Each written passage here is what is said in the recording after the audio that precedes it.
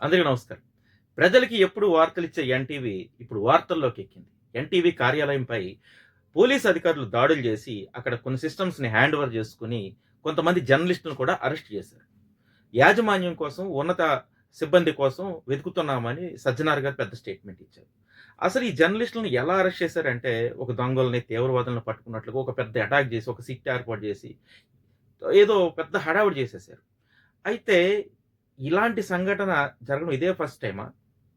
జర్నలిజంలో ఎప్పుడు ఇలాంటి తప్పులు దొరలలేదా? ఇంతకుముందు ఏ మంత్రులు తప్పులు చేయలేదా? అప్పుడొచ్చినటువంటి వార్తల పట్ల పోలీసులు ఎలా స్పందించారా లేదా? అనే విషయాన్ని నేనిప్పుడు డిస్కస్ చేయబోతున్నాను.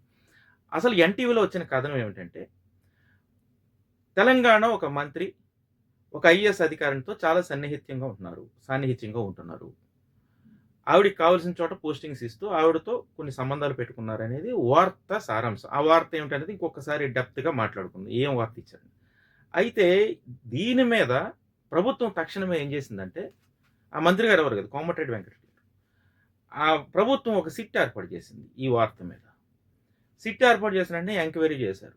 చేసేసి ఒక్కసారిగా పోలీసులు ఎన్‌టీవీ కార్యాలయం మీద దాడి చేశారు. దాడి చేసిన తర్వాత జర్నలిస్టులు పారిపోతున్నారని, వాళ్ళని పట్టుకోవడానికి మేము తిరిగామని, ఎందుకు రారని సజ్జనార్ గారు గొప్ప స్టేట్మెంట్ ఇచ్చారు. అంటే ఆ స్టేట్మెంట్ ఎలాగనిపించిందంటే, ప్రభుత్వం మెప్పు కోసం ఇచ్చారేమో అనిపిస్తుంది. ఎందుకంటే జర్నలిజం అంత పర్ఫెక్ట్‌గా ఉందని నేను చెప్పట్లేదు. తప్పులు దొర్లుతాయి, తప్పులు వస్తాయి, తప్పులు చేస్తూ ఉంటారు.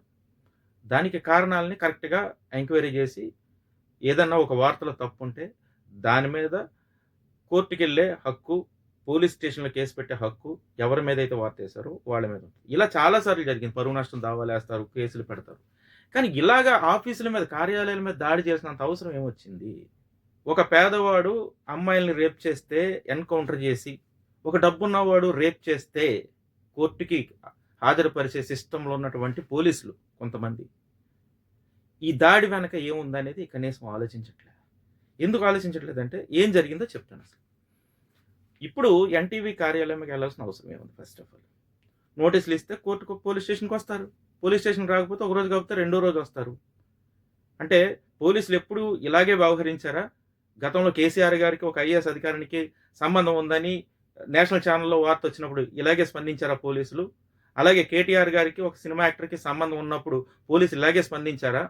ఒక మంత్రి సమంత మీద దారుణమైన వ్యాఖ్యలు చేస్తే పోలీసులు ఇలాగే స్పందించారా? అంటే అవన్నీ తప్పులైనప్పుడు ఈ వార్త తప్పా, ఒప్పా అనేది తర్వాత నెగ్గు తేలుతుంది. ఇలాగ అప్పుడెందుకు స్పందించలేదు? ఇప్పుడే ఎందుకు స్పందించారు? ఇది కదా! ఎందుకు స్పందించారంటే, పోలీసులు మీడియాని తమ గ్రిప్‌లో పెట్టుకోవాలని ఒక ప్లాన్ చేస్తూ ఉన్నారనేది కొంతమంది ఆలోచన. కానీ ఇది కాదు. దీని వెనకాల చాలా రాజకీయ కోణాలున్నాయి. ఎన్‌టీవీ కార్యాలయం మీద దాడి చేస్తే ఏమొస్తుంది పోలీసులకి? దీని వెనకాల ప్రభుత్వం ప్రెషర్ ఉంది. ప్రభుత్వం ఇంత ప్రెషర్ పెట్టాల్సిన అవసరం ఏముంది? ఇంకా ఒక తప్పు జరిగినప్పుడు మీడియాలో ఎలా స్పందించాలనే దాని మీద ఒక జర్నలిస్ట్‌గా 30 ఏళ్ల జర్నలిజం ఉన్న కెరియర్‌తో నేను చెప్తున్నాను. మీడియాకి ప్రతి ఛానెల్‌కి ఒక చీఫ్ ఎడిటర్ ఉంటారు. ఎడిటర్ ఇన్ చీఫ్ అంటారు. అంటే ఆ ఛానెల్‌లో ఏ వార్తొచ్చినా ఆయనదే పూర్తి స్థాయి బాధ్యత. ఒక కింద స్థాయి జర్నలిస్ట్ తప్పు చేసినా సరే, అందులో టెలికాస్ట్ చేసినందుకు గాను చీఫ్ ఎడిటర్‌ని అరెస్ట్ చేస్తారు. ఇది పద్ధతి.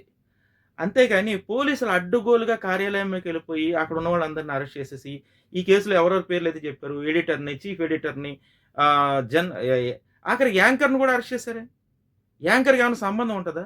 అంటే పోలీసులు ఇంత అమాయకంగా చేస్తారని నేను అనుకోవట్లేదు. ఎందుకంటే వాళ్ళు ఎలాంటి సిస్టమ్‌లో ఉన్నారు, ఎలాంటి వాళ్ళని కోర్టుకి హాజరుపరుస్తారు, ఎలాంటి వాళ్ళని ఎన్‌కౌంటర్ చేస్తారు ఇంతకుముందు చెప్పాను. అమాయకంగా యాంకర్‌లను అరెస్ట్ చేసి వాళ్ళని ఎంక్వైరీ చేస్తారని అనుకోలేదు. దేవి అనే ఒక యాంకరు కన్నీరు మున్నీరుగా తన 3 గంటల పాటు ఇంటికొచ్చి తనని ఎంక్వైరీ చేశారని చెప్తుంది. అసలు యాంకర్ డ్యూటీ ఏంటో పోలీసులకు తెలియకుండా ఉంటదా? ఒక రిపోర్టర్ ఒక వార్తని క్యారీ చేస్తే, ఆ వార్తని హైదరాబాద్ డెస్క్‌కి పంపిస్తే, దాంట్లో కొంతమంది సీనియర్ కాపీ ఎడిటర్లు అంటారు. వాళ్ళు న్యూస్‌కి ఎంత టైం కావాలో ఆ టైం మేరకు దాన్ని కుదించి, పెంచి వార్తను రాసిస్తారు. స్క్రీన్ మీద ఏ వార్త కనబడితే ఆ వార్తని ఆ యాంకర్ చదువుతది. ఏ వార్త వచ్చినా సరే, అది ఆ వార్తలో అర్థమేంటో, పరమార్థమేంటో వాళ్ళకి తెలీదు. కానీ అలాంటి యాంకర్‌ని తీసుకెళ్ళి 3 గంటలు ఎంక్వైరీ చేయాల్సినంత అవసరం ఏముంది? ఇది కక్ష సాధింపు చర్య కాదా? యాంకర్‌లు నిజంగా పూర్తి స్థాయి జర్నలిస్ట్‌లా? కాదు గదా! ఈ మాత్రం తెలీదా పోలీసులకు? అలాగే ఒక వార్తను ఒక జర్నలిస్ట్ పంపిస్తే ఒక కాపీ ఎడిటర్ దిద్దుతాడు. అది టెలికాస్ట్ అవుతుంది. దీనికి బాధ్యత వహించాల్సింది ఎవరు? Editor in chief. ఎప్పుడైనా సరే ఒక మీడియాలో తప్పు జరిగినప్పుడు ఆ ఎడిటర్ ఇన్ చీఫ్‌కి నోటీస్ ఇస్తే, లేదంటే పరువు నష్టం దావా వేస్తే సరిపోతుంది. కానీ పోలీసులు ఎందుకింత ఓవర్ యాక్షన్ చేశారు అంటే, ఆరోపణ వచ్చింది కోమటిరెడ్డి వెంకటరెడ్డి గారి మీద కాబట్టి, కోమటిరెడ్డి వెంకటరెడ్డి గారి మీద ఆరోపణ వస్తే, ముఖ్యమంత్రి రేవంత్ రెడ్డి గారిని ఏదన్నా అనుకుంటారు కాబట్టి, వాళ్ళ మధ్య విభేదాలు రాకుండా ఉండడం కోసం ఒక హడావుడి చేసి ఉండొచ్చు. లేదు, దీని వెనక ఏదన్నా ఆర్థిక, రాజకీయ కోణం ఉందా?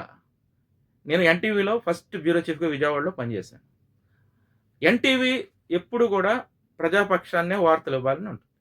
కానీ ఎప్పుడైనా ఇలా గాడి తప్పినప్పుడో, లేదంటే ఇలా తప్పుడు వార్తలు అనుకోకుండా వచ్చినప్పుడు, అనుకుని వచ్చినా సరే, దాని మీద ఒక చట్టం ప్రకారం, రాజ్యాంగం ప్రకారం యాక్షన్ తీసుకోవచ్చు. ఇంత ఓవర్ యాక్షన్ చేయాల్సినటువంటి అవసరం లేదు. పైగా ఎన్‌టీవీ సీఈఓ పారిపోతున్నాడు. ఆయన ఎక్కడికో వెళ్ళిపోతున్నాడు. విదేశాలు వెళ్ళిపోతున్నాడు. ఆయన ఎక్కడికో పోతున్నాడు. ఏదో క్యాంపు. ఒక 5 రోజులు ఉంటాడు, వారం రోజులు ఉంటాడు, 10 రోజులు ఉంటాడు. తర్వాత తిరిగి వస్తాడు కదా! ఇంత హడావిడిగా ఈ రోజు అరెస్ట్ చేయాల్సినంత అవసరం పోలీసులకి ఏమొచ్చింది? క్యాంప్ నుంచి రాకపోతే విదేశాల్లో దాక్కుంటే ఇంత వ్యవస్థ పెట్టుకొని ఇక్కడ ఇన్ని వ్యవహారాలు పెట్టుకొని ఎవడు విదేశాల్లో ఒక వార్త కోసం పారిపోడు. కోర్టులో ఫైట్ చేస్తారు.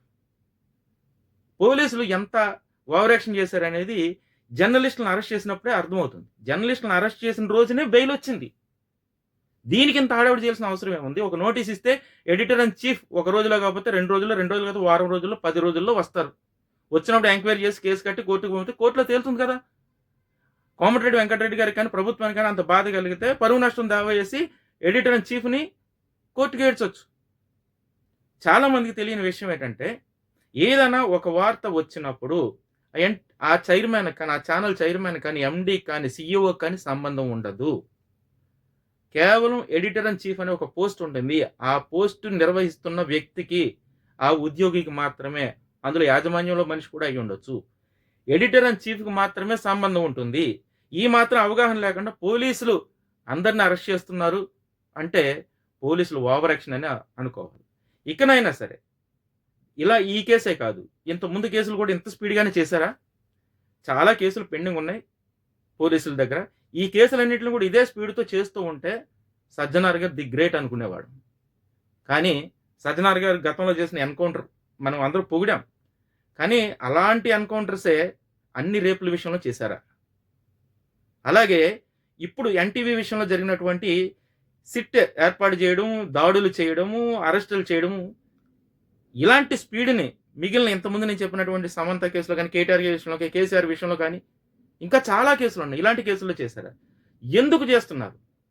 కాబట్టి మీకు కొన్ని హక్కులున్నాయి.